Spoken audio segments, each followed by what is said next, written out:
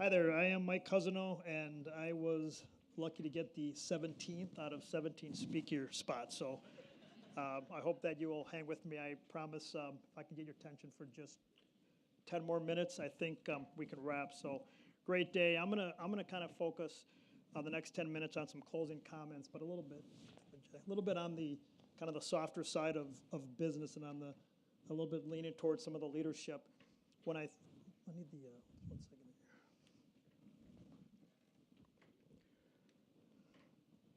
So when I think about what I've heard today, I just want to provide some context around some of the things I heard and some of the challenges I think we face. And if you're like me, it is a little bit daunting. We've had today a lot of information, a lot of insight, research, et cetera, and some really great context. So, but as we now step back and move on to the cocktail party and dinners or what have you, you start to kind of have to reconcile in your mind, what do I do with all this information? What do I do with everything I've learned today?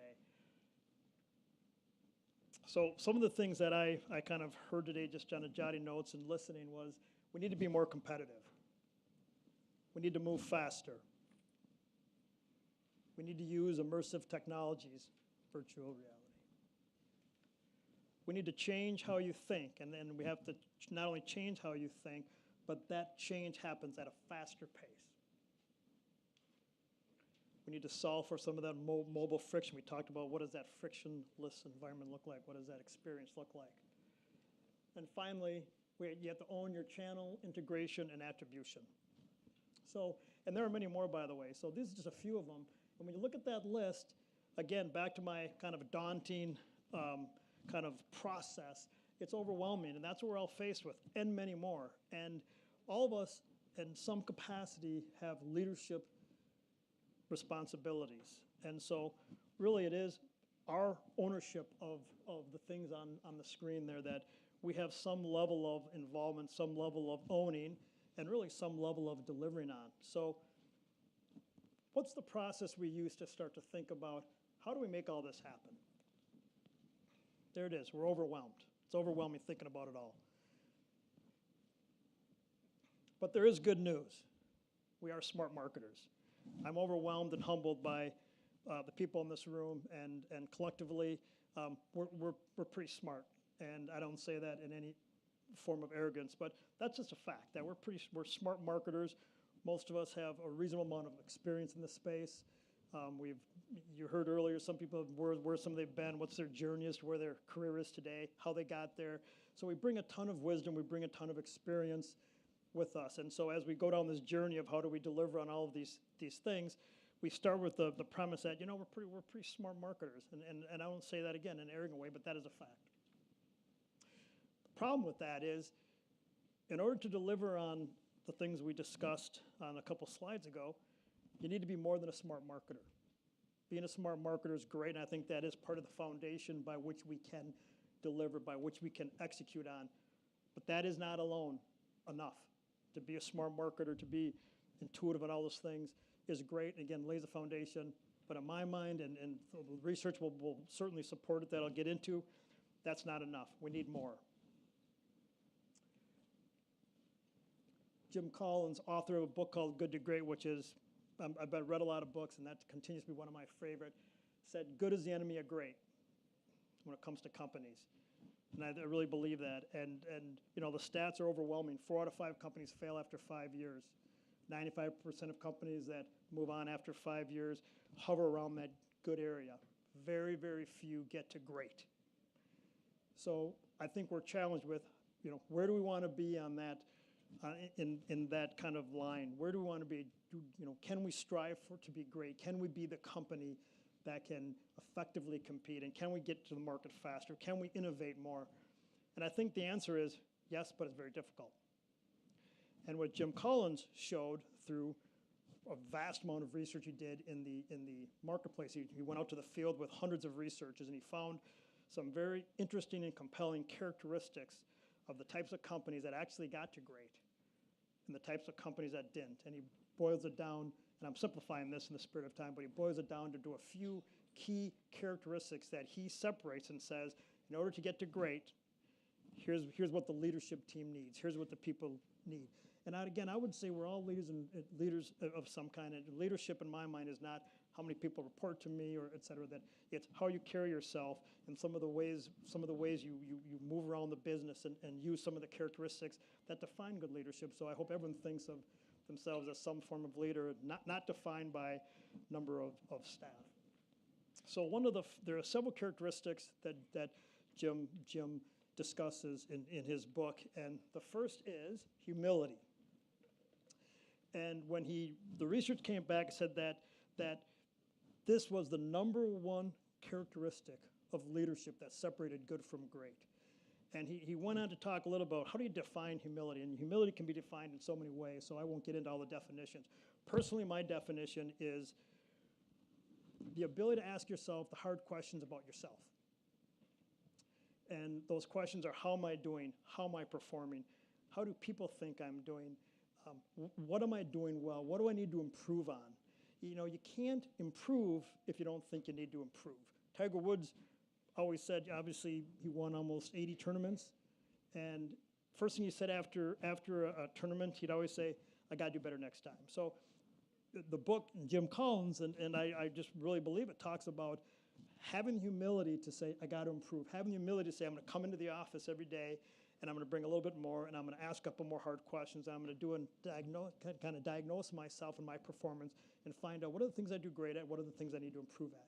And then I'm going to go out to my people and say, ask them, give me one thing you think I can improve on. And so part of it is just not only asking yourself hard questions about yourself, but having the courage and having the open candor with your staff and with people to say, ask them, what do I need to improve on? Because as we try to tackle back to that first slide of a frictionless environment and the speed by which technology is moving, all those things, we can't get bogged down into the organization. We have to stay up. But what happens is through whether it's training, some training issues, or any of so many things that get us down, that kind of drag us down into the environment, down into the organization, which impedes us then from staying up here and thinking about attribution and thinking about the types of things that really do impact our ability to get to great. And this happens every day, and it's just a kind of a rotation of issues and challenges and fires we have to put out. So part of this, the humility to say, how am I training my staff? Am I giving them what they need? Are they being elevated? And is that helping me? Is that lifting me up so I can stay up and spend more time staring out the window and thinking about some of these critical things that drive us to be competitive? And that if we're going to be competitive in the marketplace, we have to be spending time thinking about it. Second characteristic is curiosity. And I always define that again as myself as asking the why question. Why are we doing something? Why is performance the way it is? Why does someone not seem to be stepping up when I think I've trained them well? And just whether it's staff assessment, always asking that why question, and never shying away from the why question. Never not having the courage to ask why something happened. And sometimes it's why did performance not do well, and what did we do? Where did we fail? And being okay with that. Chris and I always talk about decision making, and I always say to Chris, if we're making more right decisions than wrong decisions, we're succeeding. So, we have to start to look at some of these characteristics as it's okay, and the best way we learn is through failures. It's not through success, it's through failing, and you hear stories about, here's what I did early in my career, and I learned from that, and that kind of elevates you up. So we always have to ask that why question every day, and I think the more that we walk around the halls and our staff and the company sees us asking the why question, then they're going to start asking the why question, and then you start really getting stuff on the table. Third and last characteristic is passion. It's a little bit more of a gray area, but this is, again, one of the main characteristics that separated the good leadership from the great leadership. So very interesting how, we're not talking about execution or being the smartest person in the room as these characteristics. Passion, humility, and curiosity were the three main components that separated the leadership. So in the form of passion, it's not saying, hey, I'm going to work more hours in the next month. That's not what this is about, or I'm going to really bring it. I think passion to me is I kind of define it just as a very consistent and frequent approach at the business, and that the people around you know that, performance of this business is really important to you, and that you will do your part every day to help drive that performance. And then you start to see that hopefully reflected on the staff, that they're going to go out there and they bring that passion every day. And, again, passion's about celebrating the successes. Don't hide them, celebrate them, and then discuss the failures. What did we do? How did we do? And not get so down that you fall off a cliff when you fail, because we're going to fail. But using those failures to drive, and being able to talk about those failures. But the whole idea of passion is just simply to have the people of the company know that the performance of the business and the ability to compete effectively is very important. And every day, if we bring that level of passion around those types of conversations in the offices or in the conference calls, wherever, I think the history shows, the statistics are out there, that separates good from great. And I really am, in a sense, speeding through this, but I am trying to simplify it purposefully, because, again, it gets a little bit daunting to think about all the things we have to do as we leave this the Google office here. And there is no one silver bullet that says, gosh, tomorrow morning. But I do think that it is these types of foundations that we can lay, lay the foundation of humility, lay the foundation of curiosity, lay the foundation of passion. And you can start to see that separation, because quite honestly, the good news is most of the businesses aren't doing that. Most of the businesses aren't bringing that every day. Those are the statistical facts. So if we really want to say we're going to be competitive, it isn't just about the technology, although it's important. It isn't just about being smart, although it's important. It's about these characteristics. And you have to have that kind of set of all of those things kind of working together. Again, it's very difficult. But that is, again, what the record and what the research shows drives to a great company.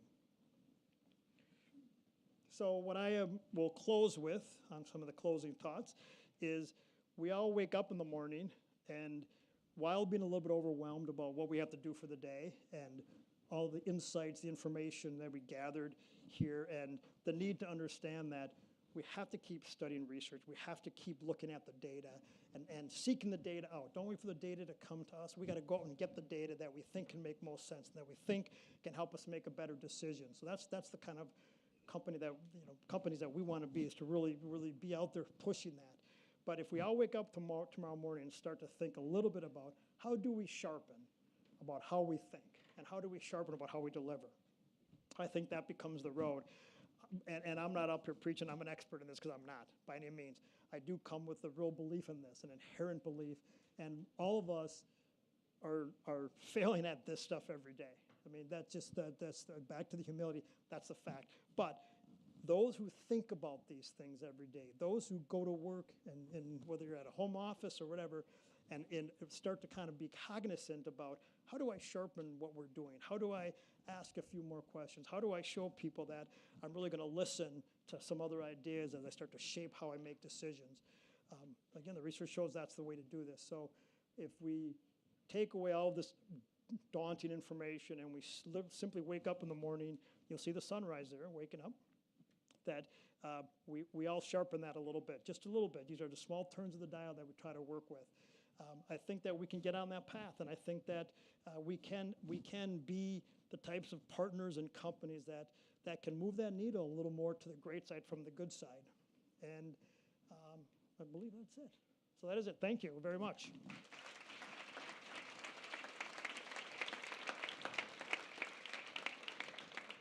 Thanks, Mike. Yeah, you bet. So thanks, everybody. Hold on. We are wrapping, and 4:30 on the nose, if I might say. That's beautiful. Just saying. That's that humility in me coming out. So. Wow. That was sharp. Yes, thank you. So first of all, again, thank you to all of you for sharing your day with us. This was really fun and exciting for us. We hope it's been useful and informative to you. We really appreciate working with you. I think for us to become a great company, we have to have great customers. And you're the ones who really push us to continue to hone our skills and push ourselves to be better every day. So we really appreciate working with you and being partners in your mission. So we thank Google again for their hospitality and their partnership. This was a wonderful venue.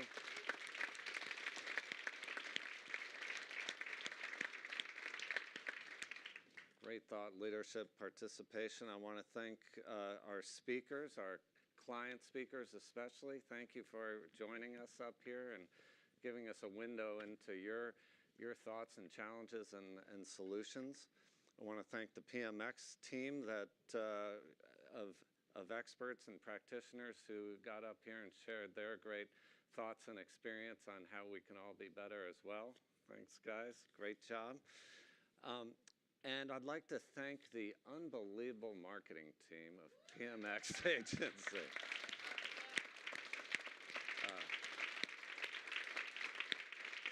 Mary Beth Keelty, got Sarah, Stephanie, Tiffany. Raise your hands, everybody. Sarah over there. Where else are you? I mean, this is only a fraction of what this incredible team does for us, help us do a better job for you and help deliver great content. So this was an amazing piece of work, and we really appreciate everything you do. We are going to go, unless there's anything else that I'm missing, let me know. But we are going to hope we have all of you for cocktails. We would love to extend this event, really get into a casual environment and take our theme of connect and perform to the next level. And we're going to go to, when they told me the name of this, I was, you got to be kidding me. It's Giovanni Rana and about 4 other Italian descriptors after that. But I understand that that will get you there. And it's in the Chelsea Market, which is across the street underground, but we can get there. We will. It's like housekeeping. That's right. Forget it. We'll make sure you get there, and we really look forward to seeing you there and continuing the conversation. Does this mic work? Hello? Thank you. Are we good here? Yeah? We're good. Okay. Just one more thing, and we are gone. We do like to party, for those of you that haven't been with us before. We do like to party. We like to eat. So please join us if you can. It would be great to have you there. Amazing. Thank you so much to Google again for making this such a great day.